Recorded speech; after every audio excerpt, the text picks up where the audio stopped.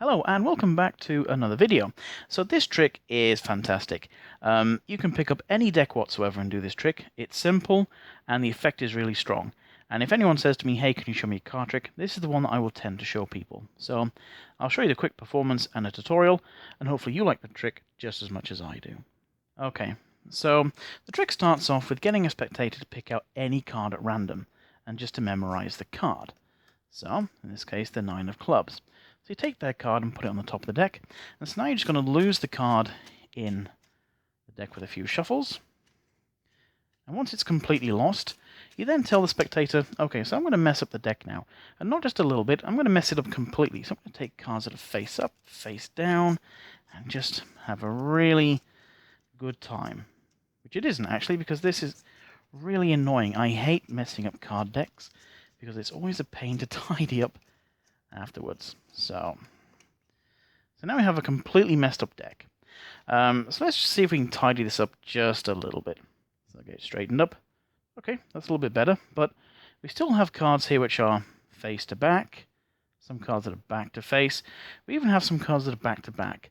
So let's see if we can just tidy up just a little bit more. So if I give it a bit of a click, so now all the cards are the same way around, all apart from one, which is the 9 of clubs. This really is a fantastic trick. It is so easy to learn. There's only one thing you need to learn in all this, which is how to control a card with a shuffle. And it looks a little bit like this. So if we take the top card, the 4 of clubs, and what you want to do, you just want to basically lose it with a shuffle. Straight away, you can control it down to the bottom. Now the way you do that is you put the card on the top, you then hold the cards like this. You want a bit of a contact, so you want the full contact with your finger and thumb.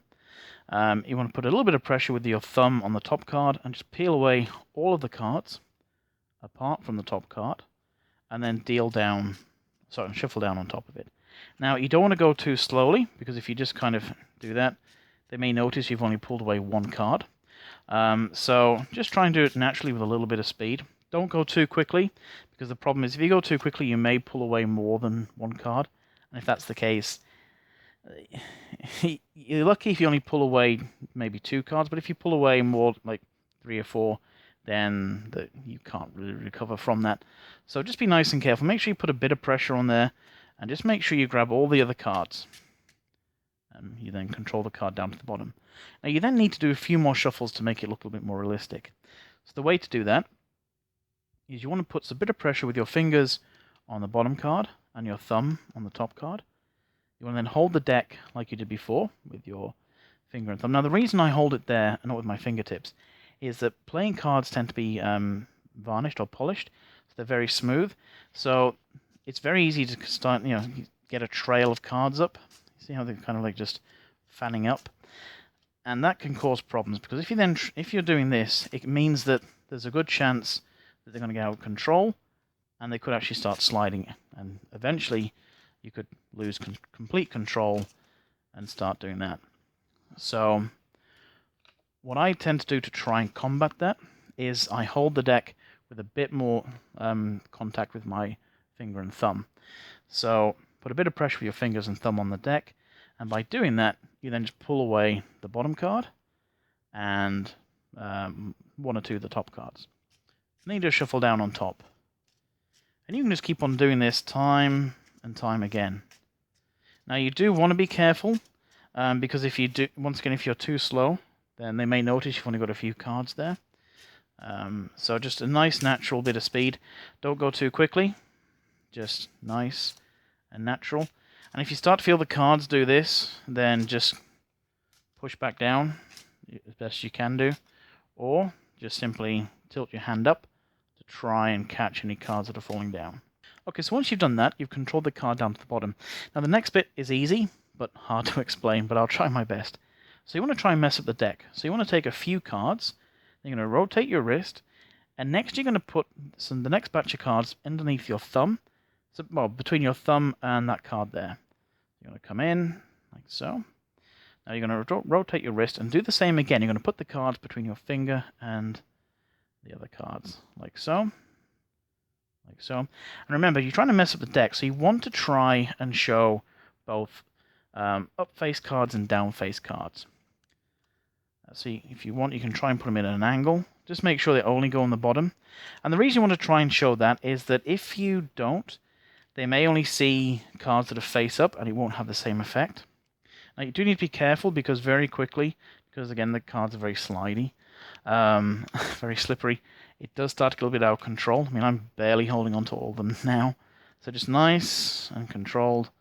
Now, the thing is, when you get down to the bottom card, which is their card, you want to put that on the top, okay? And then you show the spectator, okay, I've now got a messed up deck. Now next you want to straighten up the pile.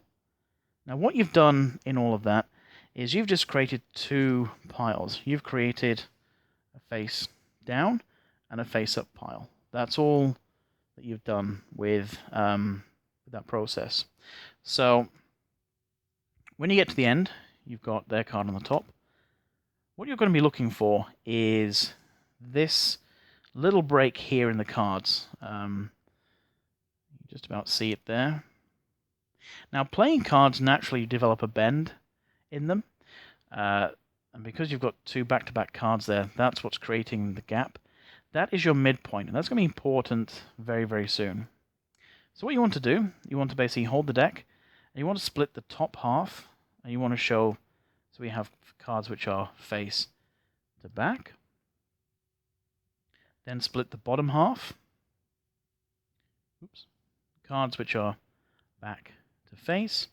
And this is where you're going to look for that break. You're going to basically just pull the break. If you don't do it first time, that's fine. But usually it comes away without any problems. And then you say we have cards which are back to back. You're now going to take this pile, which has their card on the top, turn it around, put it back on top of the deck, and now the trick is complete. All the cards are the same way around, apart from their card. It is a really, really powerful trick. There's absolutely no setup whatsoever. It is a simple trick. It does require a little bit of practice, but I think it's a really, really effective trick for how simple it is, and it can be picked up very quickly by somebody who is very new to card tricks. So I hope you like that trick, and I shall see you next time.